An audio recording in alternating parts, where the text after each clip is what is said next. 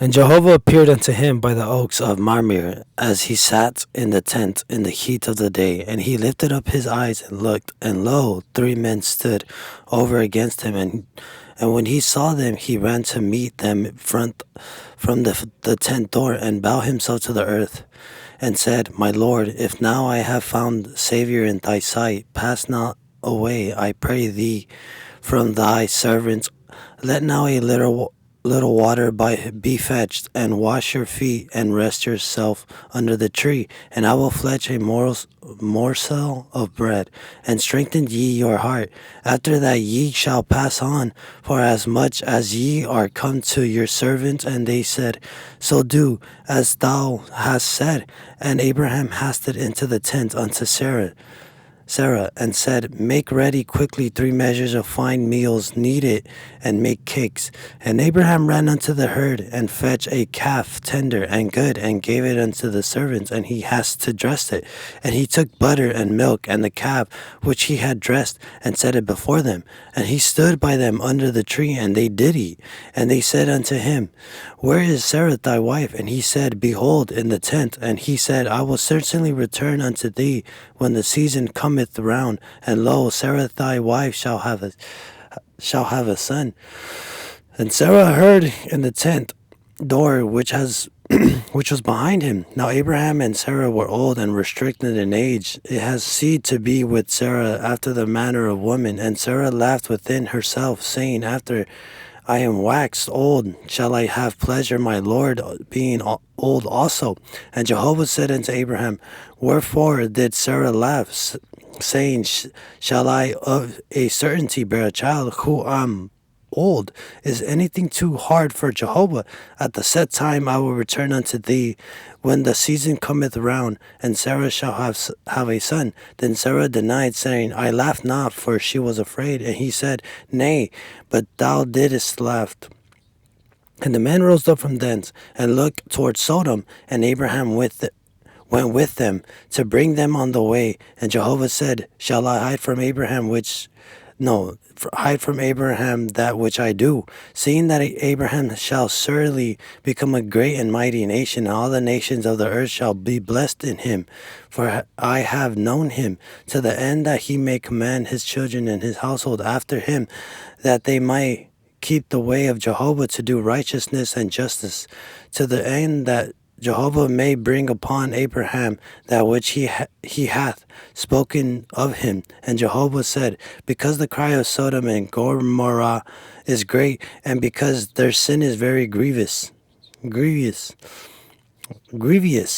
I would go down now and see whether they have done altogether according to the cry of it, which is come unto me, and if not, I will know. And the men turned from thence and went toward Sodom. But Abraham stood yet before Jehovah, and Abraham drew near and said, Wilt thou consume the righteous with the wicked? Pre-adventure,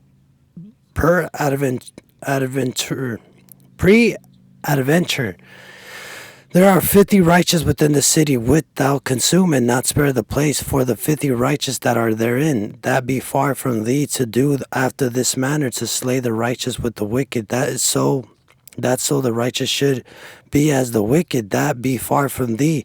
Shall not the judge of all the earth do right? And Jehovah said, If I find Sodom 50 righteous within the city, then I will spare all the place for their sake. And Abraham answered and said, Behold, now I have taken upon me to speak unto the Lord, who am but dust and ashes. Peradventure there shall lack 5 of the 50 righteous. Wilt thou destroy all the city for lack of 5? And he said, I will not destroy it, if I find there 40 and 5. And he spake unto him yet again, and said, Peradventure there shall be 40 found there. And he said, I will not do it for the 40's sake. And he said, Oh, let not the Lord be angry, and I will speak. Peradventure there shall 30 be found there. And he said, I will not do it if I find 30 there. And he said, Behold, now I have taken upon me to speak unto the Lord. Peradventure there shall be 20 found there. And he said, I will not destroy it for the 20's sake. And he said, let not the Lord be angry, I will speak yet but this once peradventure tent shall be found there. And he said, I will not destroy it for the tent's sake. And Jehovah went his way as soon as he had left off communing with Abraham, and Abraham returned unto his place. Genesis 18 has two halves that belong together. God visits Abraham and promises Isaac. Hospitality plus the too hard for the Lord moment. God invites Abraham into his justice. Sodom justice plus Abraham intercession.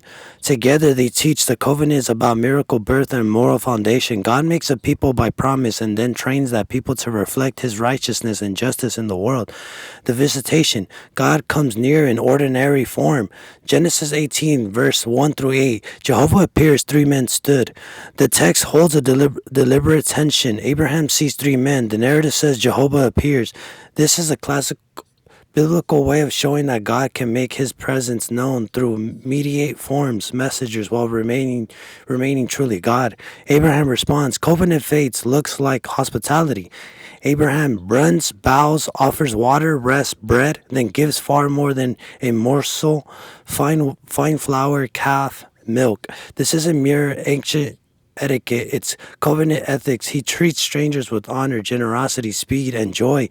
After Babel, pride, and Sodom coming wickedness, Abraham is shown as a different kind of human, open hand, not grasping. What God is saying, my people are marked by reverence, humility, and extravagant hospitality because they live from grace, not from fear. Where is Sarah? God promised send her the overlook. They asked specifically for Sarah because the covenant seed will come through her. God is undoing the Hagar workaround by placing Sarah as the center again.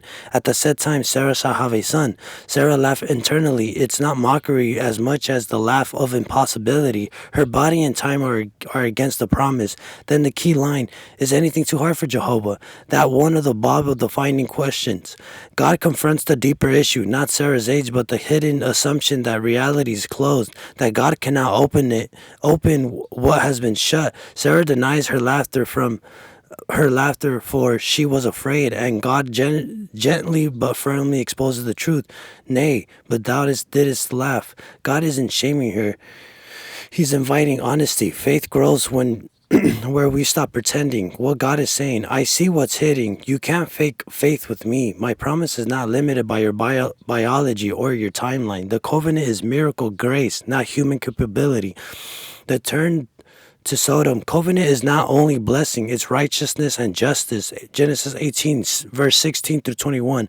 Now their narrative pivots from miracle birth to moral judgment.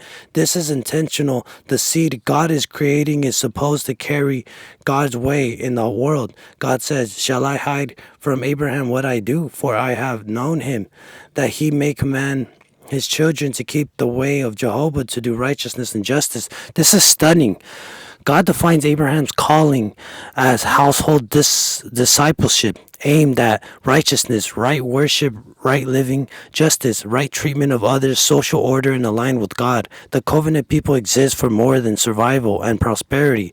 They exist to embody God's moral order. Then God describes Sodom. The cry is great. Sin is very grievous. Cry is the language used everywhere for the outcry of the oppressed. Sodom's sins is not merely private. Immortally, it is a public wickedness that generates victims. I will go down and see. God is not learning facts. That is courtroom imaginary. God is the judge who perceives with careful justice, not impulsive wrath. Well, God is saying, I bless the world through Abraham, but I also judge evil for the sake of the world. My justice is measured, investigated, and righteous. Abraham is intercession. The covenant partner learns to think like the judge of all the earth. Genesis 18:22 through verse 33. Abraham stood yet before Jehovah, drew near. This is holy audacity. Abraham argues not against God's justice but from God's justice. Shall not the judge of all the earth do right? Abraham is appealing to a principle. The righteous must not be swept away as if there are wicked. What Abraham is really doing, he's learning to carry God's heart. He doesn't say Sodom is fine. He asks whether mercy can be shown without violating justice. He negotiates downwards, 50, 45, 40, 30, 20, 10. This isn't Abraham talking to God into being kind. It's God inviting Abraham to become the kind of man who cares about justice and mercy together, the kind of man who descendants must lead nations.